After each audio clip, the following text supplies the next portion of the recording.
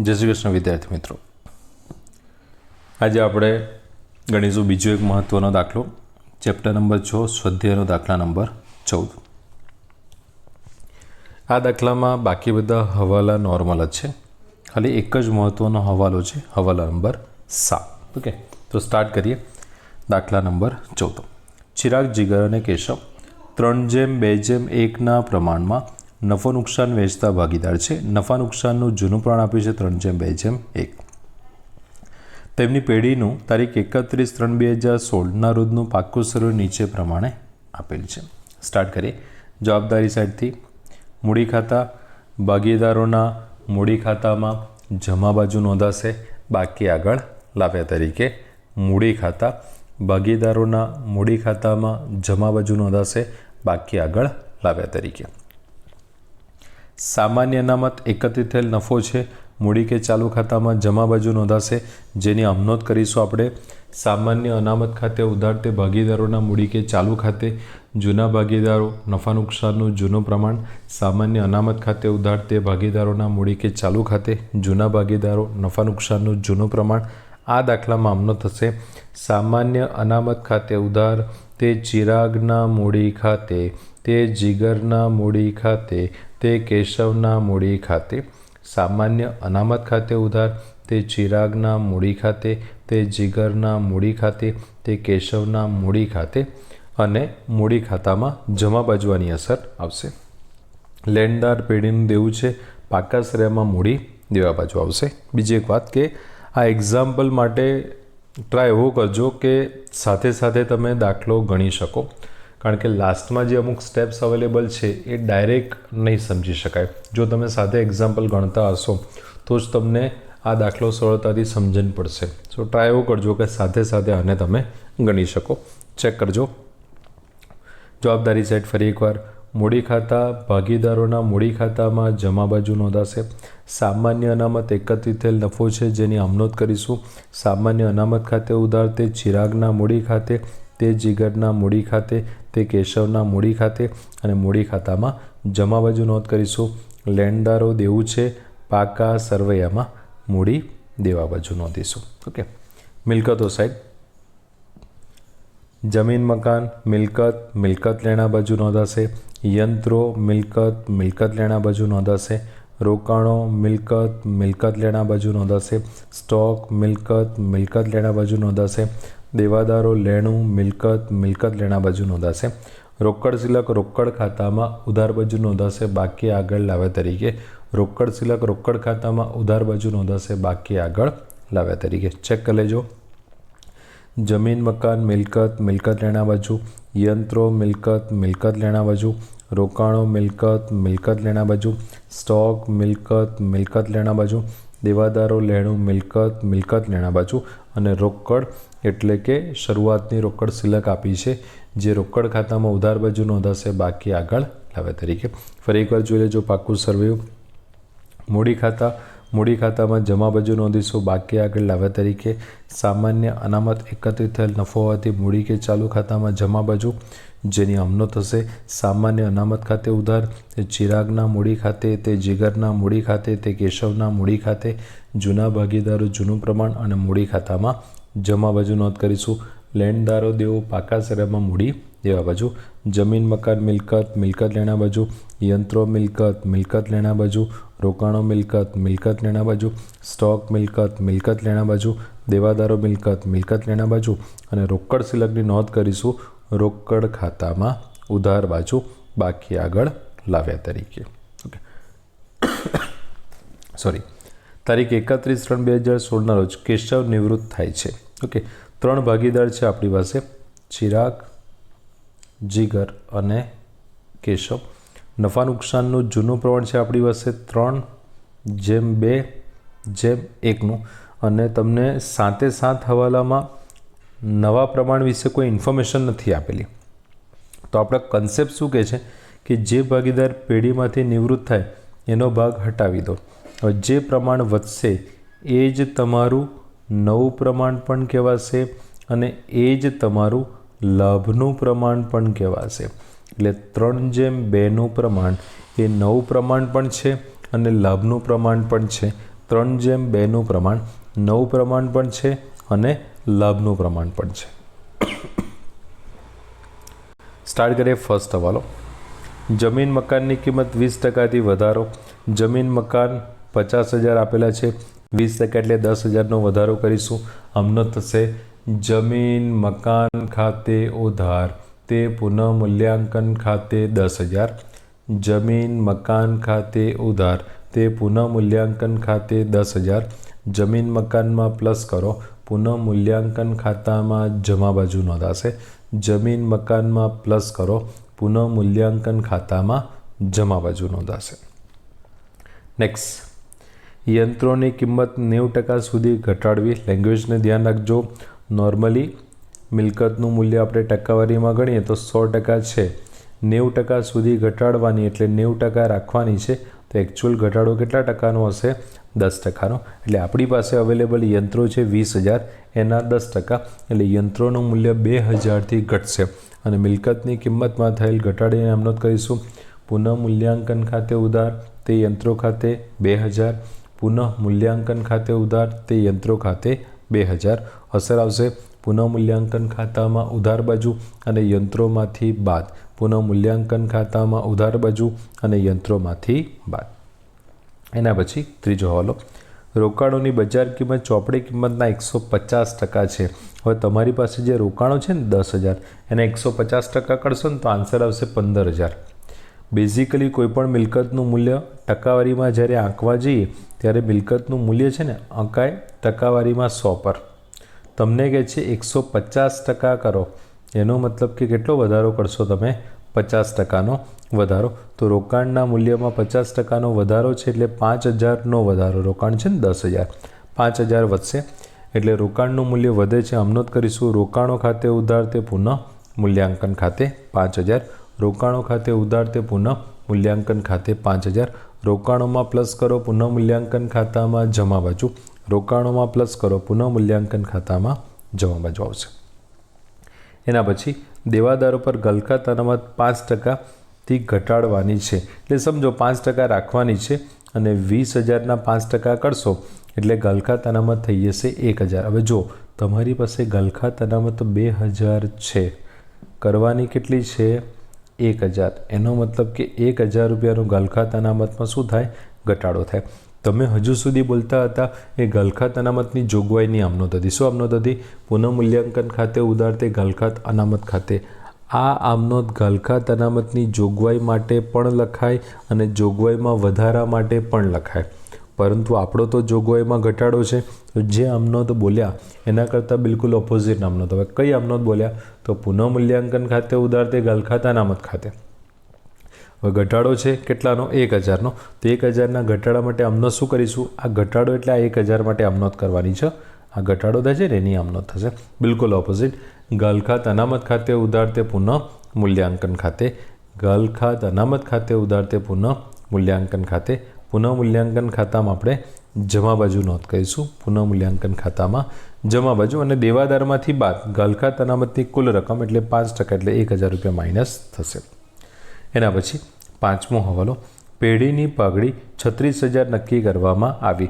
જો પાઘડીનો ટોપિક હવે સમજો કે કોમન ટોપિક થઈ ગયો છે, જે નોર્મલી આપણે બોલીએ છીએ કે પાઘડી અંગેની હિસાબી અસર આપવી હોય તો પેઢીની કુલ પાઘડીમાંથી જે ભાગીદાર પેઢીમાંથી નિવૃત્ત થાય છે એનો ભાગ શોધો.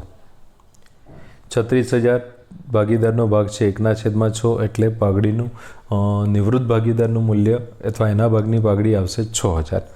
હવે આમ નોંધ કરીશું. ભાગીદારોના મૂડી કે ચાલુ ખાતે ઉધાર તે ભાગીદારોના મૂડી કે ચાલુ ખાતે. લાભ હોય તો ઉધાર, ત્યાગ હોય તો જમા. ભાગીદારોના મૂડી કે ચાલુ ખાતે ઉધાર તે ભાગીદારોના મૂડી કે ચાલુ ખાતે. લાભ હોય તો ઉધાર, ત્યાગ હોય તો જમા.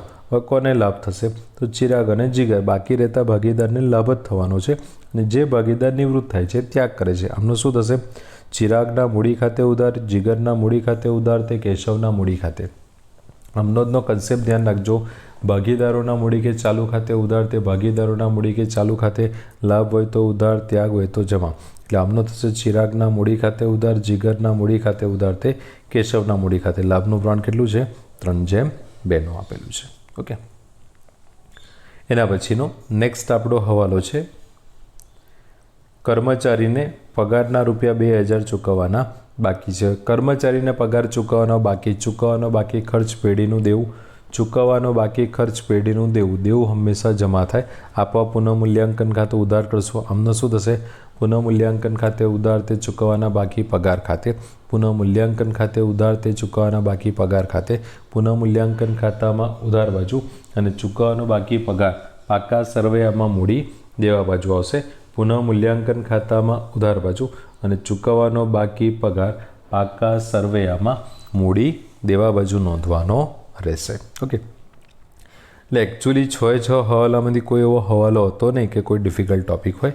આપણે હવે આ એક પોઈન્ટ હવાલા નંબર 7ને સમજવાનો છે. લેંગ્વેજને ધ્યાન રાખજો. ચિરાગ અને જીગર એટલી રોકડ પેઢીમાં લાવશે કે જેથી કેશવની લેણી રકમ ચૂકવાઈ જાય. આ છે ને પહેલો પાર્ટ છે. ભાગીદારો એટલી રોકડ પેઢીમાં લાવે છે કે જેથી કરીને તેની લેણી રકમ રોકડેથી ચૂકવાય. એટલે નિવૃત્ત ભાગીદારની લેણી રકમ રોકડેથી ચૂકવવાની છે. નિવૃત્ત ભાગીદારની લેણી રકમ રોકડેથી ચૂકવવાની છે. આ એક બાબતને ધ્યાન રાખજો. નિવૃત્ત ભાગીદારની લેણી રકમ રોકડેથી ચૂકવવાની છે. કઈ રીતે આની અસર આવે છે તો ચેક કરી લેજો. થોડોક સુધારો કર્યો છે એટલે ધ્યાન રાખજો આમાં. તો જે ભાગીદાર નિવૃત્ત થાય છે કેશવ, એનો મૂડી ખાતાનો જમા બાજુનો સરવાળો માઇનસ ઉધાર બાજુનો, પણ જમા બાજુનું ટોટલ છે 19,000, ઉધાર બાજુ કશું જ નથી. તો 19,000 કેશવની લેણી રકમ કહેવાશે. આ લેણી રકમ માટે અલગ અલગ ઓપ્શન હોય છે. કાં તો લોન તરીકે રાખો, કાં તો રોકડેથી ચૂકવો, અથવા તો અમુક રકમ રોકડેથી ચૂકવો, અમુક રકમ લોન તરીકે રાખો. પણ આ દાખલામાં સેન્ટેન્સ શું આપ્યું છે ચેક કરજો ટેક્સ્ટબુકમાં. ચિરાગ અને જીગર એટલે બાકી રહેતા ભાગીદાર એટલી રોકડ પેઢીમાં લાવશે, એટલે પેઢીમાં રૂપિયા લાવવા પડશે જેથી કેશવની લેણી રકમ ચૂકવાઈ જાય. તો કેશવની લેણી રકમ કઈ રીતે ચૂકવવાની છે? રોકડેથી. એટલે અહીંયા વિગતમાં શું લખાશે? રોકડ ખાતે. ઓકે, અને બીજી અસર રોકડ ખાતામાં જમા બાજુ નોંધાશે. બીજી અસર રોકડ ખાતામાં કઈ બાજુ લખાશે? જમા સાઈડ લખાશે. આ પહેલો પોઈન્ટ છે, ધ્યાન રાખજો. ઓકે, એટલે કહું દાખલો સાથે સાથે ગણતા હશો તો તમને ફાયદો થશે. એકચ્યુઅલી ખબર પડશે કયા ટૉપિક શું છે શું નહીં. ઓકે, પણ આ તો આપણે સમજાવી રહ્યું છું એટલે ધ્યાન રાખજો. આપણને આગળ કીધું છે પેઢીમાં કાર્યશીલ મૂડી. ટેક્સ્ટબુકમાં ધ્યાન રાખજો આ ટૉપિક. આ પહેલો પોઈન્ટ પત્યો. હા, તમારો અહીંયા સુધી બોક્સ કરજો. આનેથી બીજો પોઈન્ટ ચાલશે. પેઢીમાં 14,000 કાર્યશીલ મૂડી માટે સિલક રહે. આ કાર્યશીલ મૂડી એટલે આખરની રોકડ સિલક કહેવાય. કાર્યશીલ મૂડી એટલે આખરની રોકડ સિલક કહેવાય. અને આખરની રોકડ સિલકની શું અસર આપો છો તમે? તો આખરની રોકડ સિલક એક તો પાકા સરનામાં મિલકત લેણા બાજુ લખાય. બીજું રોકડ ખાતામાં જમા બાજુ ડિફરન્સ બી તમારી આખરની રોકડ સિલક જ કહેવાય છે ને. આખરની રોકડ સિલકનો મતલબ રોકડ ખાતામાં જમા બાજુ, અને બીજી અસર પાકા સરનામાં મિલકત લેણા બાજુ. આખરની રોકડ સિલક રોકડ ખાતામાં જમા બાજુ અને બીજી અસર પાકા સરનામાં મિલકત લેણા બાજુ આવશે. ઓકે, તો આ સેકન્ડ ટૉપિક હતો. 2 પોઈન્ટ ખ્યાલ આવી ગયા. પહેલો પોઈન્ટ શું સમજાવે છે? પહેલો પોઈન્ટ એવું સમજાવે છે કે દાખલાનું તમે ટોટલ કરશો એટલે લેણી રકમ સુધી પહોંચશો જ. તો જ્યારે પણ તમે લેણી રકમ શોધશો તો લેણી રકમ તમારે રોકડેથી ચૂકવવાની છે, એટલે વિગતમાં લખાશે રોકડ ખાતે. બીજી અસર રોકડ ખાતામાં જમા બાજુ આવી જશે કેશવના મૂડી ખાતે. આ પહેલો પોઈન્ટ. સેકન્ડ, કાર્યશીલ મૂડી તરીકે 14,000 રાખો, જે મિલકત લેણા બાજુ આવશે, અને સેકન્ડ રોકડ ખાતામાં જમા બાજુ આવશે. ઓકે, આ 2 પોઈન્ટ એવા છે કે મોસ્ટ ઓફ તમને સરળતાથી ખ્યાલ આવી જ જશે. હવે ત્રીજું અને બધાથી મહત્ત્વનો પોઈન્ટ, નવી પેઢીમાં નવી મૂડી તેમના નફા નુકસાનના પ્રમાણમાં રાખવી. હવે નવી પેઢીમાં નવી મૂડી એનો મતલબ કે આખરની મૂડી. નવી પેઢીમાં નવી મૂડી મીન્સ કે તમારી આખરની મૂડી. અને દાખલામાં આખરની મૂડીનો હવાલો આપ્યો છે પણ આખરની મૂડી નથી આપી. દાખલામાં આખરની મૂડીનો હવાલો આપ્યો છે પણ આખરની મૂડી આપેલી નથી. અને તમને ખ્યાલ જો આની પહેલાં 2 આપણે દાખલા ગણેલા હતા. એક તો દાખલા નંબર 10મો હતો અને એના જેવો જ બીજો એક એક્ઝામ્પલ પણ આપણે ગણ્યો હતો, દાખલા નંબર 12. 10 અને 12 બંનેમાં આખરની મૂડીનો હવાલો પણ આપ્યો તો રકમ પણ આપી હતી. 10 અને 12 હવાલો પણ આપ્યો તો અને રકમ પણ આપી હતી. ધ્યાન રાખજો, 10 અને 12 બંને દાખલામાં હવાલો પણ આપ્યો તો, રકમ પણ આપી હતી. અહીંયા હવાલો આપ્યો છે પણ આખરની મૂડી આપી નથી. ધ્યાન રાખજો, આ દાખલાનો મહત્ત્વનો ટોપિક. હવાલો આપ્યો છે પણ આખરની મૂડી આપેલી નથી. એટલે આખરની મૂડી તમારે શોધવી પડે. હવે આખરની મૂડી તમે કઈ રીતે શોધો છો? ઓપ્શન યાદ છે. એક તો તમારો મૂડી ખાતાનો ડિફરન્સ, એક તો આખરની મૂડી ખાતામાં કઈ બાજુ લખો છો? ઉધાર બાજુ લખો છો. ખ્યાલ છે ને? મૂડી ખાતાનો જમા બાજુનો સરળ માઇનસ ઉધાર બાજુનો સરળ, જે ડિફરન્સ ઉધાર બાજુ આવે છે એને તમે આખરની મૂડી કહો છો. તો આખરની મૂડી એક તો મૂડી ખાતામાં ઉધાર બાજુ લખાય. અને બીજી અસર ક્યાં આવે છે? પાકા સરવૈયામાં મૂડી દેવા બાજુ. ક્યાં અસર આવે છે? પાકા સરવૈયામાં મૂડી દેવા બાજુ. બહુ જ ધ્યાન રાખજો. દાખલામાં આખરની મૂડીના હવાલાની સાથે નોર્મલી રકમ આપે છે. આ દાખલામાં આખરની મૂડીનો હવાલો છે પણ રકમ આપેલી નથી. આ દાખલામાં આખરની મૂડીનો હવાલો છે પણ રકમ આપેલ નથી. તો તમારે આખરની મૂડી ગણતરી કરીને શોધવી પડશે. હવે ક્વેશ્ચન એ થશે, સર મૂડી ખાતામાં ઉધાર બાજુ ડિફરન્સ આવે છે એ ના લખાય. એટલે એકચ્યુઅલી જે ભાગીદાર નિવૃત્ત થાય છે ને એની લેણી રકમ રોકડેથી ચૂકવવાની છે. હવે એની લેણી રકમ આવે છે 19,000 ને તમારી પાસે રૂપિયા ખાલી 2,000 જ છે. એટલે તમારે લેણી રકમે રોકડેથી ચૂકવવાની, અમુક બેલેન્સ બી 14,000નું મેન્ટેન કરવાનું. તો આ સંજોગોમાં તમે જો મૂડી ખાતાનો ઉધાર બાજુનો ડિફરન્સ આખરની મૂડી તરીકે લેશો તો એ આન્સર 1000% ખોટો આવશે. કારણ કે એના માટે મૂડી કાં તો લાવવી પડશે કાં તો લઈ જવી પડશે. એટલે આખરની મૂડીનો હવાલો આપ્યો છે, રકમ નથી આપી. આખરની મૂડી ક્યાં લખાય? મૂડી ખાતામાં ઉધાર અને મૂડી દેવા સાઈડ. તો આપણે આખરની મૂડી શોધવી પડશે. પણ શું મૂડી ખાતાનું ટોટલ કરીને શોધાશે?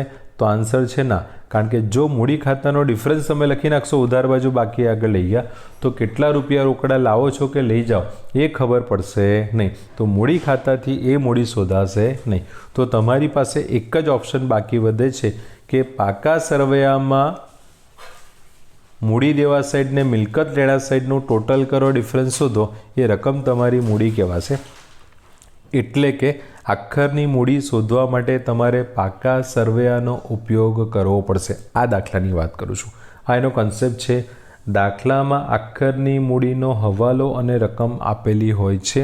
આ દાખલામાં હવાલો છે, રકમ નથી આપેલી. તો આખરની મૂડીની રકમ શોધવી પડશે. પણ મૂડી ખાતાનું ટોટલ કર્યા સિવાય તો એક લાસ્ટ ઓપ્શન બાકી વધે છે તમારી પાસે પાકા સરવૈયાનો. તો આ કન્સેપ્ટને ધ્યાન રાખજો. જ્યારે તમે ટોટલ કરવા માટે જશો ત્યારે ટોટલમાં તમારે ધ્યાનથી સમજો. પાકા સરવૈયામાં મિલકત લેણા બાજુ રકમ આપેલી જ છે બધી જ. આ બધા પ્લસ માઇનસ આપણે કરી દઈશું, બરાબર છે. હવે મૂડી દેવા સાઈડ ધ્યાનથી સમજો. પાકા સરવૈયામાં 3 અમાઉન્ટ એવી છે જે મિસિંગ હોય ને બીજા ખાતામાંથી લખાય છે. એક તો મૂડી, સેકન્ડ લોન અને ત્રીજું રોકડ. તમારે પાકા સરવૈયાનું ટોટલ કરી અને મૂડી શોધવાની છે. તો એક તો તમારી પાસે લોન હોવી જોઈએ અને બીજું રોકડ હોવી જોઈએ. ધ્યાનથી સાંભળો. પાકા સરવૈયામાં એક તો મૂડી, સેકન્ડ લોન અને ત્રીજું છે રોકડ. આ 3 બીજા ખાતામાંથી એનો તફાવત તમે પાકા સરવૈયામાં ટ્રાન્સફર કરો છો. તો મૂડી પણ શોધવાની છે, લોન પણ બીજા ખાતામાંથી શોધો છો અને રોકડ સિલક રોકડ ખાતામાંથી શોધાય છે. પણ કોઈ એક ખાતામાં 3 અમાઉન્ટ મિસિંગ ના હોય. કોઈ એક જ રકમ મિસિંગ હોવી જોઈએ. કોઈ એક જ રકમ મિસિંગ હોય તો જ તમે શોધી શકો. ચલો રોકડ સિલક મળી ગઈ આપણને. હા, લોન તો છે નહીં તો તમે મૂડી શોધી શકશો. ટેકનિક સમજો.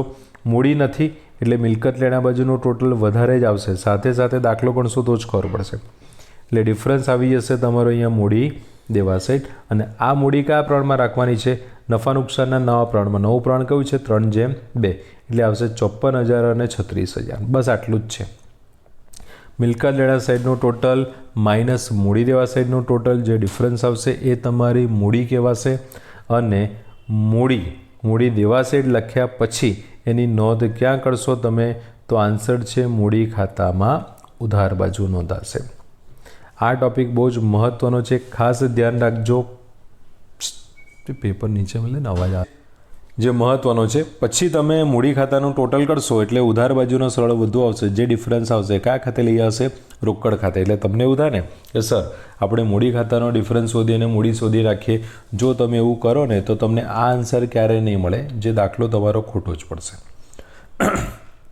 ઓકે, ફરી એકવાર પ્રોપર ચેક કરી લેજો આ ટોપિક. આ દાખલામાં આખરની મૂડીનો હવાલો આપ્યો છે પણ આખરની મૂડી નથી આપી. એટલા માટે પાકા સરનામાં મિલકત લેણા સાઈડનું ટોટલ માઇનસ મૂડી દેવા સાઈડનું ટોટલ જે ડિફરન્સ આવશે તમારી મૂડી કહેવાશે, જે 3/2માં વહેંચાશે અને મૂડી ખાતામાં ઉધાર બાજુ નોંધાશે. ઓકે, કરીએ શરૂઆત એક્ઝામ્પલની. થોડીક કાળજી રાખજો અને બને તો સાથે સાથે નોટપેન લઈને દાખલો ગણતા રહેજો. જાતે પ્રેક્ટિસ કરશો તો એક્ઝેક્ટ ખ્યાલ આવશે તમને આમાં. ઓકે, ચલો કરીએ શરૂઆત એક્ઝામ્પલની. સ્ટાર્ટ કરી. ફર્સ્ટ આપ્યું છે મૂડી ખાતા. મૂડી ખાતા ક્યાં નોંધાશે? ભાગીદારોના મૂડી ખાતામાં જમા બાજુ. દાખલામાં કોઈ જગ્યાએ અટકો નહીં તમે. ખાલી 7મા હવાલા માટે 7મો દાખલો તમારો ગણેલો હોવો મીન્સ કે આ 7મા હવાલા માટે દાખલો તમારો પ્રોપર ગણેલો હોવો જોઈએ. તો મૂડી ભાગીદારોના મૂડી ખાતામાં જમા બાજુ નોંધાશે. સામાન્ય અનામત મૂડી ખાતામાં જમા સાઈડ આમ નોંધ લખી શકો છો તમે. સામાન્ય અનામત ખાતે ઉધાર તે ભાગીદારોના મૂડી કે ચાલુ ખાતે. એના પછી લેણદારો દેવું છે. પાકા સરવૈયામાં મૂડી દેવા બાજુ નોંધ કરવાની હશે. લેણદારો દેવું પાકા સરવૈયામાં મૂડી દેવા બાજુ. જમીન મકાન મિલકત લેણા બાજુ. યંત્રો મિલકત લેણા બાજુ. રોકાણો મિલકત લેણા બાજુ. સ્ટોક મિલકત લેણા બાજુ. દેવાદારો લેણું મિલકત લેણા બાજુ. અને રોકડ સિલક રોકડ ખાતામાં ઉધાર બાજુ આવશે 2000. ઓકે, હવાલા ચેક કરી લેજો. જમીન મકાનની કિંમત 20%થી વધારવી. આમનો થશે જમીન મકાન ખાતે ઉધાર તે પુનઃમૂલ્યાંકન ખાતે. જમીન મકાનમાં પ્લસ કરો અને પુનઃમૂલ્યાંકન ખાતામાં જમા બાજુ. જમીન મકાનમાં પ્લસ કરો અને પુનઃમૂલ્યાંકન ખાતામાં જમા બાજુ. યંત્રોની કિંમત 90% સુધી રાખવી. 10% ઘટાડો. 20,000ના 10% 2,000. પુનઃમૂલ્યાંકન ખાતે ઉધાર તે યંત્રો ખાતે. પુનઃમૂલ્યાંકન ખાતે ઉધાર તે યંત્રો ખાતે. પુનઃમૂલ્યાંકન ખાતામાં ઉધાર બાજુ આવશે 2000 અને યંત્રોમાંથી બાદ કરીશું 2000. પુનઃમૂલ્યાંકનમાં ઉધાર બાજુ અને યંત્રોમાંથી બાદ થશે. નેક્સ્ટ છે રોકાણોની બજાર કિંમત તેની ચોપડે કિંમત કરતાં 150% એટલે 50%નો વધારો છે. એટલે રોકાણો ખાતે ઉધાર તે પુનઃમૂલ્યાંકન ખાતે 5000. રોકાણો ખાતે ઉધાર તે પુનઃમૂલ્યાંકન ખાતે 5000. રોકાણોમાં પ્લસ અને પુનઃમૂલ્યાંકન ખાતામાં જમા બાજુ નોંધાશે. રોકાણોમાં પ્લસ અને પુનઃમૂલ્યાંકન ખાતામાં જમા બાજુ. નેક્સ્ટ છે દેવાદાર પર ગલખાત અનામત 5%થી ઘટાડવી. 20,000 છે એના 5% કરશો એટલે કેટલા આવશે? 1,000 રૂપિયા. ટોટલ અંદર 2,000 આપ્યા છે. 1,000નો ઘટાડો આમનો થશે. ગલખાત અનામત ખાતે ઉધાર તે પુનઃમૂલ્યાંકન ખાતે. ગલખાત અનામત ખાતે ઉધાર તે પુનઃમૂલ્યાંકન ખાતે. તો ઘટાડો 1,000 છે જે જમા લખાશે અને 5% તમારી કેટલી આવવાની છે? 1,000 જ આવશે અહીંયા. ઓકે, નેક્સ્ટ છે પેઢીની પાઘડી 36,000 નક્કી કરવામાં આવેલી. એની આમનો જ ચેક કરી લેજો. ચિરાગ અને જીગરના મૂડી ખાતે ઉધાર તે કેશવના મૂડી ખાતે ખતવણી કરીશું. ચિરાગ અને જીગરના મૂડી ખાતામાં ઉધાર બાજુ નોંધ થશે કેશવના મૂડી ખાતે અને કેશવના મૂડી ખાતામાં જવા બાજુ ચિરાગના મૂડી ખાતે અને જીગરના મૂડી ખાતે. એક કર્મચારીને 2,000 પગાર ચૂકવવાનો બાકી છે. ચૂકવવાનો બાકી પગાર દેવું જમા થાય આમનો થશે પુનઃમૂલ્યાંકન ખાતે ઉધાર તે ચૂકવવાના બાકી પગાર ખાતે. પુનઃમૂલ્યાંકન ખાતે ઉધાર તે ચૂકવવાના બાકી પગાર ખાતે. પુનઃમૂલ્યાંકન ખાતામાં ઉધાર બાજુ આવશે અને બીજી અસર આવી જશે પાકા સરવૈયામાં મૂડી દેવા બાજુ. લાસ્ટ હવાલો બહુ જ ધ્યાન રાખજો. અને હું તમને આવું કહું છું કે આ ટોપિક જે 7મો હવાલો તમે જો એની પહેલાં એકવાર છે ને ટોટલ એકદમ પરફેક્ટ કરી લેવાનું. પુનઃમૂલ્યાંકન ખાતાનું આ છે તે છે બરાબર. જેમ કે પુનઃમૂલ્યાંકન ખાતાનો ટોટલ જમા સાઈડનો સરળ વધુ આવે છે 16,000. ડિફરન્સ આવશે ઉધાર બાજુ 12,000 બરાબર. જે જૂના ભાગીદારો છે જૂના પ્રમાણમાં વહેંચી દો. પુનઃમૂલ્યાંકન ખાતું થઈ ગયું આટલું. ઓકે, હવે ધ્યાન રાખજો હવાલામાં. ચિરાગ અને જીગર એટલી રોકડ પેઢીમાં લાવશે જેથી કેશવની લેણી રકમ ચૂકવાઈ જાય. જો તમે આટલું કર્યું હશે અને પછી તમે કેશવની લેણી રકમ શોધશો તો જમા બાજુનો સરળ વધુ આવવાનો છે 19,000. એટલે ડિફરન્સ આવશે તમારો ઉધાર બાજુ 19,000 અને આ રકમ તમારે રોકડેથી ચૂકવવાની છે. ધ્યાનથી સાંભળજો, રોકડેથી ચૂકવવાની છે બરાબર છે. એટલે અહીંયા લખાશે રોકડ ખાતે. બીજી અસર આવી જશે રોકડ ખાતામાં જમા બાજુ. સાથે ગણતા રહેજો. અને પેઢીમાં 14,000 કાર્યશીલ મૂડી માટે સિલક રહે એટલે એટલા રૂપિયા લાવશે કે એના 19,000 ચૂકવાઈ જાય, 14,000 કાર્યશીલ મૂડી પણ રહે. બરાબર છે. હવે કાર્યશીલ મૂડી એટલે આખરની રોકડ સિલક ક્યાં લખાય? પાકા શેરમાં મિલકત લેણા બાજુ અને રોકડ ખાતામાં જમા બાજુ. પાકા શેરમાં મિલકત લેણા બાજુ અને રોકડ ખાતામાં જમા બાજુ. ઓકે. નવી પેઢીમાં નવી મૂડી તેમના નફા નુકસાનના પ્રમાણમાં થાય. આખરની મૂડીનો હવાલો આપેલ છે પણ આખરની મૂડી તો આપી નથી. તરત ક્વેશ્ચન થાય કે સર આપણે મૂડી ખાતાનું ટોટલ કરીને શોધીએ, પણ મૂડી ખાતાનું ટોટલ કરી અને પછી શોધવા જશો તો પ્રોબ્લેમ શું આવશે કે મૂડી ખાતાનો તફાવત તો રોકડ ખાતામાં લઈ જવાનો છે, કારણ કે જરૂરી રોકડ લાવવી પડશે. તો પછી ડિફરન્સ રોકડ ખાતે લખાશે કે મૂડી ખાતે? એટલે મૂડી ખાતાનો ટોટલ કરીને તમે આ મૂડી શોધી શકશો નહીં. ઓકે. તો ઓપ્શન કયો છે તમારી પાસે? તો ઓપ્શન છે પાકા સરવૈયાનું ટોટલ કરવાનું. બરાબર, ધ્યાન રાખજો આ પોઈન્ટ કે આપણે મૂડી શોધી કઈ રીતે શકીએ. તો પાકા સરવૈયાનું ટોટલ કરો. ઓકે. તો એમાં 3 અમાઉન્ટ એવી છે જે બીજા ખાતામાંથી લખાય છે. એક તો મૂડી જે બીજા ખાતામાંથી લખાય, સેકન્ડ લોન બીજા ખાતામાંથી લખાય, અને ત્રીજું છે રોકડ સિલક જે બીજા ખાતામાંથી લખાય. એક દાખલામાં 3 વસ્તુ મિસિંગ ના હોય. બરાબર છે. પાકા શેરમાં 3 વસ્તુ મિસિંગ ના હોઈ શકે, એક જ વસ્તુ મિસિંગ હોય જેને તમે શોધી શકો. એટલે તમારી પાસે રોકડ સિલક હોવી જોઈએ જે આવી ગઈ. લોન તો છે નહીં તો પછી મૂડી શોધી શકશો. પછી સિમ્પલ મેથડ કે મૂડી મિસિંગ છે એનો મતલબ કે મિલકત લેણા બાજુનું ટોટલ વધારે આવશે. 136 ચેક કરજો, સાથે સાથે દાખલો ગણશો તો જ આન્સરમાં ખબર પડશે. એટલે ડિફરન્સ આવશે તમારો 90,000 જે 3/2 વેચો આવશે 54,000 ને 36. બસ આટલું જ છે, પણ સાથે દાખલો ગણશો તો ખ્યાલ આવશે. ઓકે. બીજી અસર આની મૂડી ખાતામાં ઉધાર બાજુ આપી દેજો. મૂડી ખાતામાં ઉધાર બાજુ બાકી આગળ લઈ ગયા 54,000 અને 36,000. બસ પછી આની સાથેનું ટોટલ કરવાનું. ચિરાગનું ઉધાર સાઈડનું ટોટલ વધારે આવશે એટલે ડિફરન્સ આવશે રોકડ ખાતે. સેમ જીગરનું ડિફરન્સ આવશે રોકડ ખાતે. અને આની બીજી અસર રોકડ અહીંયા જમા છે તો રોકડ ખાતામાં ઉધાર બાજુ આવી હશે. રોકડ ખાતામાં ઉધાર બાજુ ચિરાગના મૂડી ખાતે 18,600, જીગરના મૂડી ખાતે 12,400. પછી તમે રોકડ ખાતાનું ટોટલ કરશો તો બંને સાઈડનો સરવાળો સરખો જ આવવાનો છે. ખ્યાલ આવશે? બહુ મહત્ત્વનો દાખલો છે, થોડું ધ્યાન રાખજો, 2-4 વખત રિવાઇઝ કરો. ઓકે. તો મળીએ આપણે નેક્સ્ટ લેક્ચરમાં. ત્યાં સુધી બાય, ટેક કેર, જય શ્રી કૃષ્ણ.